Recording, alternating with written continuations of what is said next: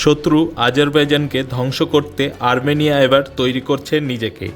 এবার যুদ্ধ লাগলে আজারবাইজানের কোমর ভাঙতে আর্মেনিয়া নিজের দেশকে মজবুত করছে। আর্মেনিয়া আবারও ভারতের যুদ্ধাস্ত্রের ওপর ভরসা করল। একের পর এক হাতিয়ার অর্ডার দিচ্ছে ভারতকে। কিছু অর্ডার আগেই ডেলিভারি দেওয়া হয়েছে। রকেট লঞ্চার, র্যাডার, মিসাইলের পর এবার যুদ্ধতোপ কিনতে চলেছে। আজারবাইজানের সাথে যুদ্ধের পর আর্মেনিয়া ভারত থেকে আধুনিক যুদ্ধাস্ত্র কিনে আধুনিকরণ করছে দেশের সেনাবাহিনীকে। এরই মধ্যে ভারত থেকে ট্রাজেন 155mm তোপের অর্ডার দিল আর্মেনিয়া। খুব শীঘ্রই এই অর্ডার ডেলিভারি করা হবে বলে জানিয়েছে ভারত। ভারত থেকে যুদ্ধাস্ত্র কেনার জন্য আজারবাইজান ভারতকে যুদ্ধাস্ত্র দিতে বারণ করে। আজারবাইজান ছাড়াও তুর্কি, পাকিস্তান এ বিষয়ে চিন্তিত।